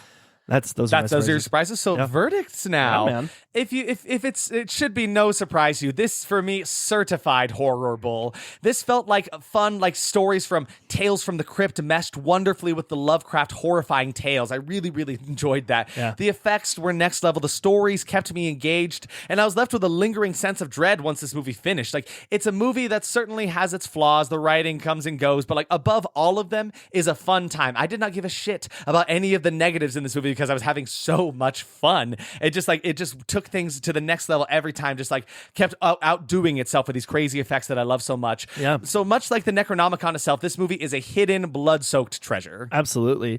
For me, certified horrible as well. And I think this is the second movie ever that I've rated that. Necronomicon is a baffling case of why haven't we heard from you? Totally. This movie disappeared, and it feels almost poetic that it's lost to time only to be discovered and loved now, just like the Necronomicon itself. The practical effects, the stories, the acting, and cinematography of these 4 tales really do the Lovecraft name justice and provide sometimes gory, often terrifying experience. I highly recommend you lose some sanity and watch this one. 100%. Derek, before we go into the trivia section for this, what's your, if on the 3 stories, where would you rank them? Which is your top? So I think for me, it goes Whispers, Drowned, and then Cold. I'm the exact same spot. Whispers, Drowned, and then Cold. I went back and forth because I really did enjoy the Drowned, because I thought it was a cool story. I really loved the eldritch creature in it, the big beholder thing. But there was just so much more inside of the Whispers. The shock that we felt at the end of Whispers takes that like above the others by a mile. Exactly, and that's the thing. I could not deny that feeling. Right, I'm like, this thing really rocked me. Yeah, and it really rocked me too. It is me, Count Trivia. Blah blah blah. What's up, dude? How are you doing this week? I missed right. you guys. I was here last week and no one showed up. Yeah, nobody told me that we weren't doing the trivia. Yeah. So I have all of this trivia. Do you want it? Did you not get your Venmo? My Venmo? It's like a memo for vampires. Isn't that just the money service you're sending me? You're gonna pay me now? You're gonna start paying me? Yeah, he sent you 30 cents. That's your weekly pay. I suppose that's more than I've made in the past. I'll take it. But I drop all the pennies on the ground. You have to count. I gotta count them. Okay, well, while he's counting all of his pennies, his 36 pennies, let's get into the trivia for this one. Not a ton to be found in this one, because like we've discovered, this one has been slept on by the entirety of society. Everyone. I really feel like more people need to check this one out. But so let's get to what I was able to find. Director Shuzuki Kaneko, who directed The Cold, did not speak any English at the time of filming this segment with an all-American cast. How is that even possible? I don't know, but they did it, and it was still a good story. It's mostly impressive, honestly. Yeah, that's really impressive. So Jeffrey Combs was hesitant about portraying Lovecraft on film. He quotes, "I don't look like Lovecraft," he commented, which is really funny. I mean, yeah, okay. Yeah, but makeup made him look like Lovecraft as best as they could. He also wasn't particularly fond of the direction they went with his rendition. I feel this seems more like an opinion, but I thought it was funny to mention anyway. There are shots where the makeup worn by Combs greatly resembles actor Bruce Campbell, right down to the scar on his chin. Which, yeah, they did kind of give him this I could see that. They kind of gave him this chin kind of thing. I could see that for sure. It's like if Bruce Campbell had like a nerdier brother. Yeah. That's him. Okay. Jeffrey Campbell. At approximately about like 37 minutes into the movie during the cold, there are some violin synth chords that are played during part of the score. This tune is identical to the closing credits music of the TV show Dexter. Daniel Licht composed both scores. What? Dexter was released 13 years after Necronomicon. Excuse me. That's like one of my favorite shows ever made. I know. I thought you would get a kick out of that one. Isn't that crazy? Yeah. So the same composer for this, which makes sense why we would enjoy the music so much throughout this one. I think it totally works out there. And finally, like Derek already mentioned, director Brian Yuzna played the cabbie that was waiting for Lovecraft outside of the building. Yeah. But yeah, so that is all we have for Necronomicon this week. Next week we've got another movie that Derek has chosen for us. What you got here, Derek? So we're gonna watch Bigfoot versus the Illuminati. So. Well, we've mentioned this in the past. We've created this algorithm for ourselves now where we watch so many horror movies that are like this, they get advertised to us. This is one that just popped up one day. We were like, what in God's name is this? I don't know if we can really watch this one. You don't think so? It doesn't have anything on Rotten. I kind of want to. It looks insane. Because and also Emily really wants us to watch it. So I really feel like we should, just for that, our producer's sake. I'm gonna read the description. Advanced AI robots have drained the Earth of its natural resources. A rebel human alliance in space with no planet to call home calls on Bigfoot to do battle with humanity's greatest enemies, the Illuminati. What the fuck? I can't. Are you sure? I kind of want to commit to it. Let's commit to it. Yeah, let's do it. Let's commit. Because if we are nothing if not gracious hosts of this podcast, of course, and we're shedding light on a movie. Wow. Derek just pulled up a whole bunch of crazy looking movies in a similar vein. There are so many of these Bigfoot movies. Is it by the same person? It's the same guy. Lord. Trump versus the Illuminati. And it's still Bigfoot. We can't Bigfoot versus the Megalodon 2. Bigfoot goes to hell. Exterminator and the AI apocalypse. Oh my God. Van Helsing. Bigfoot versus Krampus. Oh my God. Can we watch that one for Christmas? Yes. All right. We're definitely watching it. I'm excited not just to watch this terrible movie. I'm assuming it's really, really bad. It doesn't even have a Rotten Tomatoes. No. It's called 0. But I'm excited to watch it just so I can delve into what the hell this universe is. Yeah, and who thought this was a good idea? These people? Why do they keep funding these movies? Came out in 2020. I'm ready. I have no words to say about it. We'll tell you all about it in a couple of weeks. You'll have a great time. We'll laugh about it. We'll cry about it. Yes, but we'll see you again, not next week again, but the week after that. We thank you for letting us kind of take a step back and do this. I hope these episodes it's a step forward, not a step back. Feeling a bit more in the right headspace. That's what we're trying to do here. But thank you so much as always. Please follow us on all of our socials if you feel so inclined. We're on Instagram at _was_horrible, Twitter at TWH Podcast, Facebook at That Was Horrible Podcast, YouTube at That Was Horrible, and TikTok at That Was Horrible. Hey, make sure you stay spooky. Did I do it right, guys? It's been a long time. I really wanted to jump in here. No, it is like this. They do the thing with Garfield now, so you have to say, Garfield be with you. And Science Jim be with you. Science Jim. Don't forget about Science Jim. No, yeah, your self-plug. Go to sciencegym.com and see his lovely That's website. not real. I should make it. Squarespace. Squarespace, if you sponsor us. If Squarespace sponsors us, I'll make my own website. And then I'll make a website and it'll be better than his. It'll just be a picture of me with big muscles. Oh, guys, get out of here. Okay, hey, Garfield be with you. Garfield be with you, Stay fellas. spooky. Stay spooky. Goodbye.